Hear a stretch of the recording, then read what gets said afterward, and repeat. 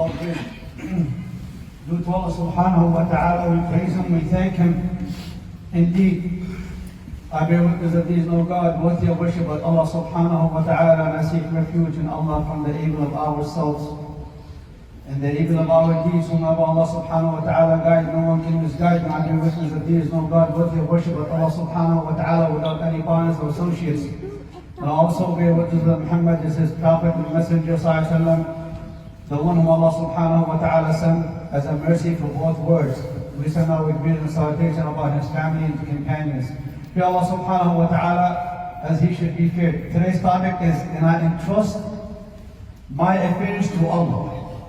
To entrust your affairs to Allah is a great attribute from the attributes of the believers, and it's a proof of the power of certainty in good faith in the only one God, and the recompenser at the end. It is also the soul of relying on Allah and the core of reality when relying on Allah. The servant disposes all their affairs with Allah. They do it by asking Allah and by their own choice, not a coercion or a compulsion. If you look at the story of the believer from the family of Pharaoh with his people, when he called them to obey Musa alayhi salam and to answer his message, in return they were arrogant and they rejected, to the point they intimidated him and they tried to harm him.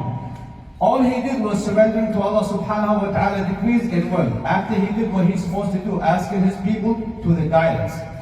And the verse says, explaining his story, and I trust my affairs to Allah. Allah is watching over His servants, so Allah protected him from the evils they plotted. And the people of Pharaoh were involved by the worst of punishments. So he was saved, it was mentioned. And the people of the Pharaoh, they all drowned, and Allah saved him. As-Sa'di said, may Allah have mercy on him, said that, and I entrust my affairs to Allah means I seek protection and refuge, and I put all my affairs to Allah, and I rely on Him on my matters, and repel the harm that comes from you or anyone else.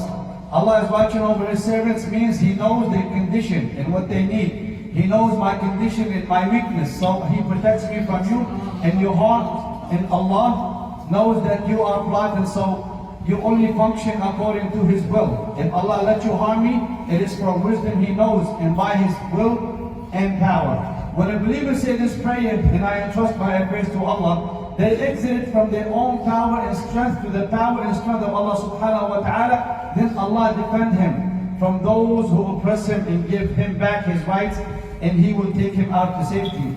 And how beautiful it is when a Muslim makes this prayer. Brothers, can you come forward? Because down the stairs, everybody came up here. You always return to Allah and ask Him whatever He wants from the matter of your religion and the matter of this world. Seeking Allah help and guidance, the best of actions that you submit all your affairs to Allah subhanahu wa ta'ala. And you give up. Admitting that you are a weak servant who surrenders all your affairs to Allah, and you accept what Allah has decreed and will for you. And how have the satisfaction of what Allah chooses for you, and how the outcome or the consequences you satisfy.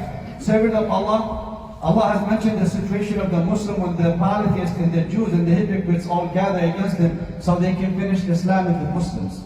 And the verse said, when the believers saw the Confederates, they said, this is what Allah and His Messenger has promised us. And Allah and His Messenger only spoke the truth, and it only increases them in faith and acceptance. Alqadari, may Allah have mercy on him, said that the Muslims saw the infidel groups, and they said in submission to Allah's command, and have certainty that Allah will fulfill His promise.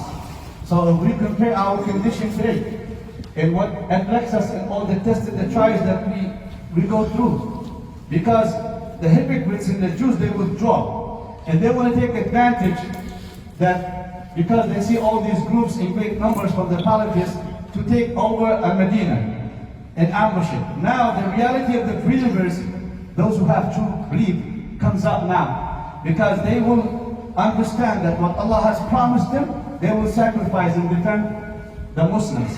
But those with weak iman, with weak faith, they gave a lot of excuses, as the Sheikh said. They said, our homes have no protection. And some of them, they could not undergo the test of reality when this comes. So, when you are sincere to Allah subhanahu wa ta'ala, it shows in these kind of conditions. And the Sheikh said, if we are truly sincere to Allah subhanahu wa ta'ala, our condition will not be like this today. Because we all depend on our weak faith. And the verse says, do you think that you will enter paradise while such trials not come to you as came to those passed before you? They were touched by poverty and hardship and were shaken until even their messengers and those who believe with him said, when is the help of Allah? Unquestionably, the help of Allah is near. Also the verse says, this is what Allah and His Messenger promised us, and Allah and His Messenger spoke the truth, and this has only increased them in faith and acceptance of any trials or tests they go through.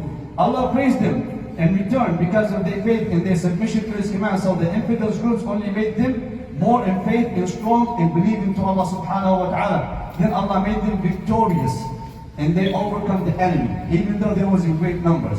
And the hypocrites and those with weak faith, they all surrendered. So servant of Allah, the story also of Hajar, the wife of Ibrahim alayhi salam, when Ibrahim left her and her son alone in a deserted place in Mecca, no humans, no water, or no any plants. And Hajar asked Ibrahim alayhi salam, you're leaving us here and we don't have enough. Ibrahim did not reply, and she said, Allah command you? Ibrahim said yes. Then she said, believe in Allah. With strong belief, He will not make us lost. This way she entrusted all her affairs to Allah subhanahu wa ta'ala. Then Allah made for her and her son a solution that she was worried about. And we see today, Mecca is full of cities with millions and millions of people that goes there until the last day. And it was only a deserted island or a deserted land. So because of Hajar alayhi salam and her faith, also the Prophet ﷺ, he was the most and honest one who entrusted all his affairs to Allah subhanahu wa ta'ala. That was his way and character.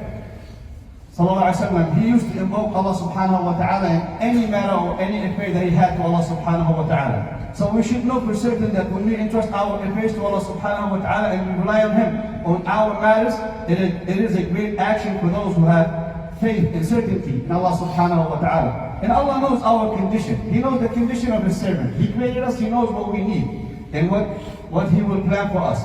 And what benefit them and harm them. And according to how great the servant is connected to Allah subhanahu wa ta'ala, they will get in return any outcome that Allah subhanahu wa ta'ala proposes for them. And Abu Hurairah narrated in a hadith, he said, the Prophet said that Allah subhanahu wa ta'ala said, I am as my slave expect me, and I am with them when they invoke me, when they praise to me. So Allah subhanahu wa ta'ala, depending on your certainty and sincerity to Him, He knows your condition. Also know that our problems today will not be solved unless we entrust our affairs to Allah subhanahu wa ta'ala. And we submit to His commands. And we should not depend on our limited intelligence or our poor opinions. What is needed from us that we accept Allah subhanahu wa ta'ala decree, and we be patient when tested, and be grateful for His blessings and entrust our affairs to Allah. And believe that what Allah subhanahu wa ta'ala has for us is better, not what we have. And when the servant entrusts his affairs to Allah, it is not because the servant is unable or the servant is weak. Rather, it is a proof of how strong is your faith and how certain that you believe in Allah subhanahu wa ta'ala when you entrust Him with all your affairs. This is recommended from us in all our worldly and religious affairs. We ask Allah subhanahu wa ta'ala to make our hearts connected to Him and support us and we trust Him with our affairs. And the verse says, those whom hypocrites said, indeed the people have gathered against you, so fear them, but only it increased them in faith. And they said, sufficient for us is Allah, and He is the best of disposer of our affairs. So they returned with favors from Allah and bounty, and harm has not touched them. And they pursued the pleasures of Allah, and Allah is the possessor of great bounty. So when we entrust our affairs to Allah subhanahu wa ta'ala, we sincerely and truly believe in Allah subhanahu wa ta'ala, and then in return we'll see a great outcome. Wa jazakumullah khair.